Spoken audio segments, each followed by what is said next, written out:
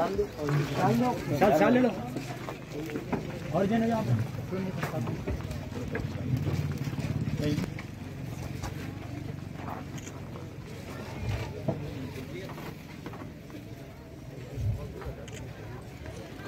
हम आपका शुक्रिया अदा करते हैं कि आप अपना कीमती वक्त निकाल कर हमारे पास तशरीफ लाए। एक मिनट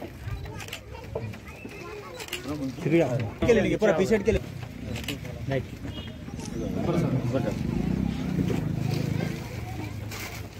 ऐसी डाल दो डबल ही डाल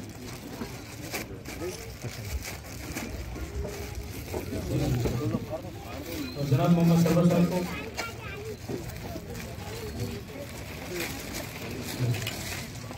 चलेंगे सर शाल लेके सरवर साहब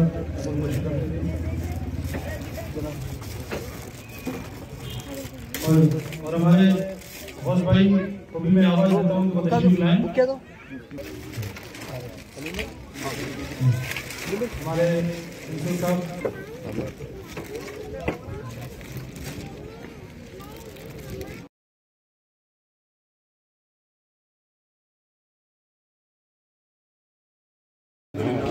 थोड़ा ऊपर उठो। आज अल्लाह के फजल करम से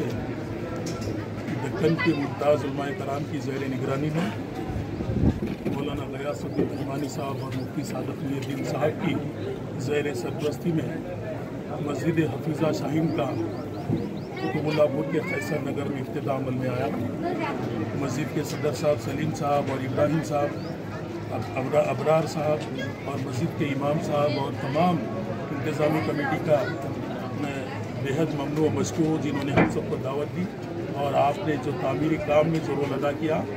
इसका जज़ा तो सिर्फ अल्लाह ही देने वाला है। अल्लाह रब्बुल इज़्ज़त की ज़ात देने वाली है, क्योंकि अल्लाह के घर को आबाद करना या अल्लाह के घर को तामीर करना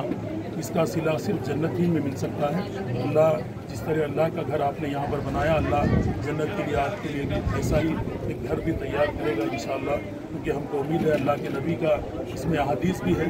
और मैं तमाम कैसर नगर के अवाम को अल्लाह के घर की इस तामीर पर मुबारकबाद देता हूँ और खुसूसन दुआ गो हूँ कि अल्लाह ताला हमेशा इस मस्जिद को आबाद रखे और हमेशा मस्जिद को नज़र बद से भी महफूज रखे। मैं यही चाहता हूँ और यही कहूँगा कि अल्लाह रब्बुल इज़्ज़त ने इस हफीज़ा शाहीन मस्जिद का जो इफ्तिताह अमल में आया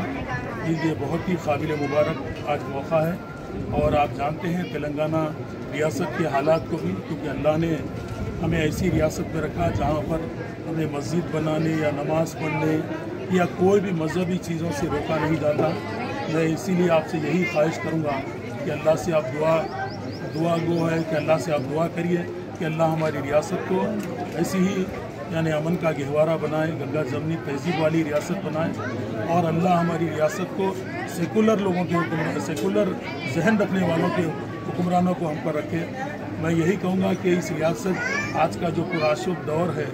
इस दौर में तेलंगाना एक ऐसी महफूज रियासत है जहाँ पर किसी मज़हब को किसी चीज़ पर कोई तकलीफ़ नहीं दी जाती,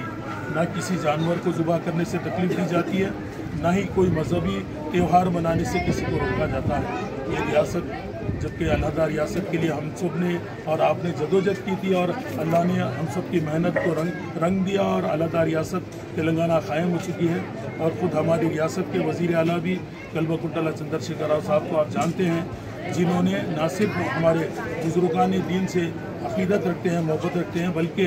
जिस दौरे हुकूमत में मुसलमानों पर या मदरसों पर जो इल्ज़ाम लगाता था कि सीआर साहब उसको धोने के लिए खुद जामे निज़ामिया का दौरा किया, वहाँ पर 19 करोड़ की लागत से एक बड़े पैमाने पर ऑडिटोरियम की तामीर की और एसी का ऑडिटोरियम है और बड़े पैमाने पर उसको लिफ्ट भी लगाई। आज जामे निज़ामिया की सूरत हाल आप खुद उसका जायज़ा ले सकते हैं। अनीसुल गुरबा को भी आपने देखा, मेरी रियासत के वज़ीर आला ने तकरीबन 6 सिलाब उस पर गिर चुके हैं और बड़े पैमाने पर एक यतीम खाने की 70 सालों में किसी ने तवज्जो नहीं दी। आप सब ये भी जानते हैं कि इस रियासत के वज़ीर आला ने इमाम मौज़न के लिए जो हानरियम दिया है, किसी रियासत में इसकी मिसाल नहीं होती। जो रियासतें एक दो अपनाई है वो हमको देखकर अपनाई है।